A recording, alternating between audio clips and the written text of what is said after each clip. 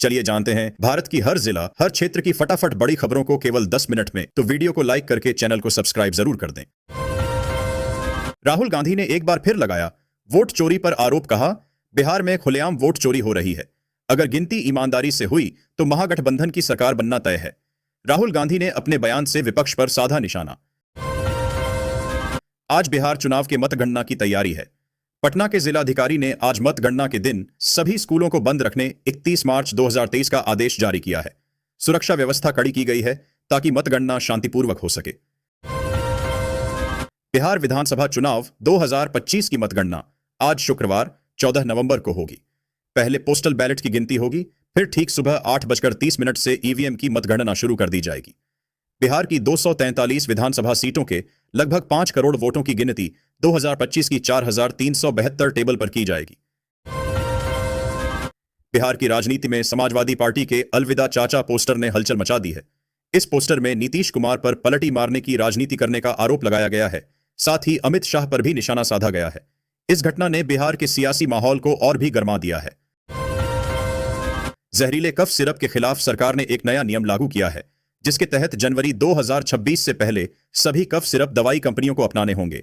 अंतर्राष्ट्रीय नियम, क्योंकि हाल ही में कफ सिरप की वजह से कई सारे मौत के मामले सामने आए थे। इस पर सरकार ने सख्ती से निर्देश देते हुए कहा है कि सभी दवाई कंपनियों को इस आदेश का पालन करना होगा। एनडीए नेताओं ने दावा किया है कि बिहार चुनाव में तेजस्वी यादव राघोपुर से अपना सीट हार जाएंगे। उन्होंने इसका कारण क्षेत्र में विकास की कमी और जनता की नाराजगी बताई है, जिसके कारण 2025 विधानसभा चुनाव में तेजस्वी यादव अपना सीट हार जाएंगे।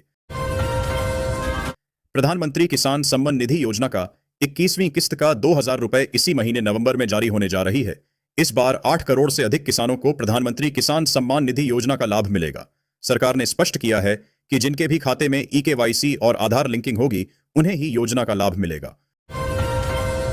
टोरंटो से दिल्ली जा रहे एयर इंडिया के एक विमान में बम की धमकी की सूचना मिली थी, लेकिन विमान सुरक्षित उतर गया। सुरक्षा आकलन में पाया गया कि धमकी विशिष्ट नहीं थी और सभी यात्री बिना किसी घटना के विमान से उतर गए।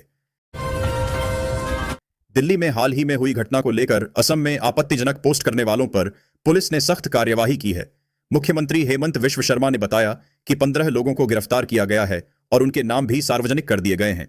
साथ ही चेतावनी दी गई है, जो भी इस प्रकार के भ्रामक पोस्ट करेंगे उन सभी पर कार्रवाई होगी। मतदाता सूची विशेष पुनरीक्षण अभियान में लापरवाही करने वाले 20 बीएलओ के खिलाफ प्रशासन ने कार्रवाई की है। डीएम के आदेश पर एडीएम ने उनका वेतन रोकने और संबंधित धाराओं में मुकदमा दर्ज करने के निर्देश दिए।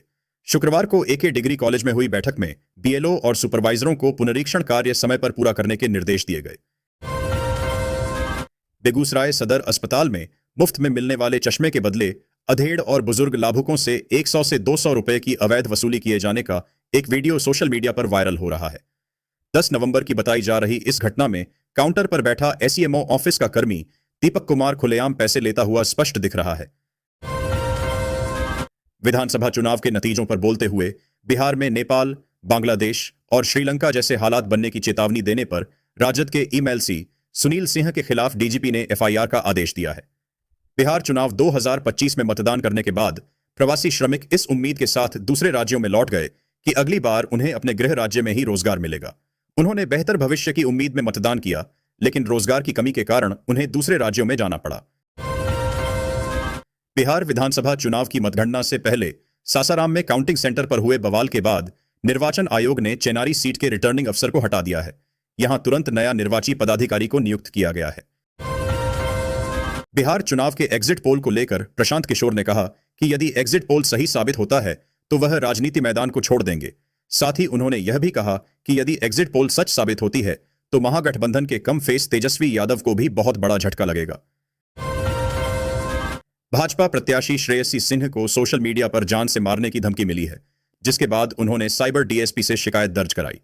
पुलिस ने मामला दर्ज कर जांच शुरू कर दी है और धमकी देने वालों की तलाश कर रही है। श्रेयसी सिंह ने तत्काल कार्रवाई का अनुरोध किया है। बिहार की राजनीति में नतीजों से पहले मुख्यमंत्री नीतीश कुमार का एक पोस्टर चर्चा में है, जिस पर लिखा है टाइगर अभी जिंदा है। यह पोस्टर एनडीए में जेडीयू की ताकत दिखाने का प्रयास है। बिहार एसटीएफ और नवादा पुलिस की टीम ने बड़ी सफलता हासिल की है। पुलिस ने एक कुख्यात नक्सली को गिरफ्तार करने में सफलता पाई है। पुलिस ने खरौंदा स्टेशन पर हमले के आरोपी नक्सली को गिरफ्तार किया है। पुलिस की पूछताछ जारी है। बांग्लादेश की अंतरिम सरकार के प्रमुख मोहम्मद यूनुस ने फरवरी 2026 में संसदीय चुनाव कराने और संविधान में सुधार के लिए जनमत संग्रह कराने की घोषणा की है। यूनुस ने चुनाव स्वतंत्र और निष्पक्ष कराने का आश्वासन दिया और सत्ता का हस्तांतरण निर्वाचित सरकार को करने का वादा किया है। लोकसभा में नेता प्रतिपक्ष राहुल गांधी ने भाजपा पर वोट चोरी का आरोप लगाया है। उन्होंने कहा कि भाजपा के लोग विभिन्न राज्यों में वोट डालते हैं और सबूत मिटा देते हैं। इसके अलावा बिहार के अजीत झा पर आरोप लगाया गया है कि उन्होंने हरियाणा और दिल्ली चुनावों में भी वोट डाला। बिहार में 2025 के विधानसभा चुनावों को लेकर राजनीतिक माहौल गर्मा गया है। मुकाबला नीतीश कुमार, जो अपने विकास कार्यों के दम पर सत्ता में बने रहने की उम्मीद कर रहे हैं, और तेजस्वी यादव के बीच है, जो बदलाव की लहर लाने का प्रयास कर रहे हैं। जनता का फैसला ही बिहार का भविष्य तय करेगा। मुजफ्फरपुर और सारण सीमा पर स्थित दियारा क्षेत्र अब किसानों से ज्यादा अपराधियों और अंतरजिला गिरोहों के छिपने का ठिकाना बन गया है। इसकी दुर्गम भौगोलिक स्थिति और 2 जिलों की सीमाओं का लाभ उठाते हुए अपराधी तरबूज की खेती की आड़ में देसी शराब का अवैध कारोबार तेजी से संचालित कर रहे हैं। केंद्रीय गृह मंत्री अमित शाह ने दिल्ली के लाल किला धमाके को लेकर सख्त चेतावनी दी है। उन्होंने कहा कि इस विस्फोट के दोषियों को ऐसी सजा देंगे कि पूरी दुनिया देखेगी और इससे भविष्य में कोई भी व्यक्ति हमारे देश में इस तरह के हमले की हिम्मत न कर सके। दिल्ली बम धमाके की जांच में एक और चौंकाने वाला खुलासा हुआ है। कानपुर से गिरफ्तार कार्डियोलॉजी विशेषज्ञ डॉक्टर आरिफ का संबंध बम धमाके में मारे गए आतंकी डॉक्टर उमर से जुड़ा पाया गया है। दोनों ने एक साथ एमबीबीएस की पढ़ाई की थी। अब पुलिस और जांच एजेंसियां यह पता लगाने में जुटी हैं कि क्या दोनों किसी बड़ी साजिश का हिस्सा थे।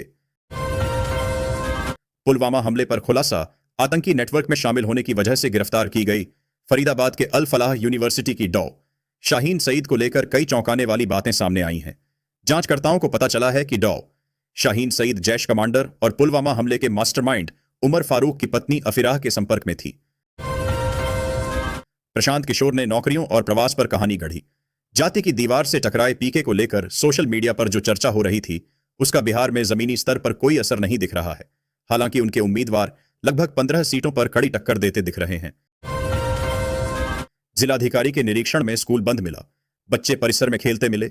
निर्धारित समय से 5 मिनट देरी से स्टाफ पहुंचा, जिस पर डीएम ने प्रधानाध्यापिका को निलंबित कर दिया। अनुपस्थित कर्मचारियों का 1 दिन का वेतन रोकने व देर से विद्यालय आने वाले शिक्षकों से स्पष्टीकरण मांगने के आदेश दिए। बिहार में ठंड बढ़ने के साथ प्रदूषण भी बढ़ रहा है। बुधवार को पटना का AQI 164 दर्ज किया गया, जबकि समनपुरा सबसे प्रदूषित इलाका रहा। हाजीपुर प्रदेश में सबसे प्रदूषित शहर रहा। मौसम वैज्ञानिकों के अनुसार सर्दी में ठंडी हवा और नमी की कमी के कारण प्रदूषण बढ़ता है। बिहार चुनाव 2025 के नतीजों से पहले राजद MLC सुनील कुमार सिंह के भड़काऊ बयान पर FIR दर्ज की गई है। इस घटना ने राज्य की राजनीति में तनाव बढ़ा दिया है। पुलिस ने मामले की गंभीरता को देखते हुए तुरंत कार्रवाई की है, जिससे राजनीतिक माहौल और भी संवेदनशील हो गया है। सभी राजनीतिक दल इस मामले पर अपनी प्रतिक्रिया दे रहे हैं। अमेरिका ने बुधवार को भारत, चीन समेत कई देशों के 32 संस्थानों और व्यक्तियों के खिलाफ ईरान के बैलिस्टिक मिसाइल और ड्रोन कार्यक्रम से जुड़े होने के आरोप में प्रतिबंध लगाए हैं। अमेरिकी विदेश मंत्रालय ने गुरुवार को इस संबंध में बयान जारी किया है।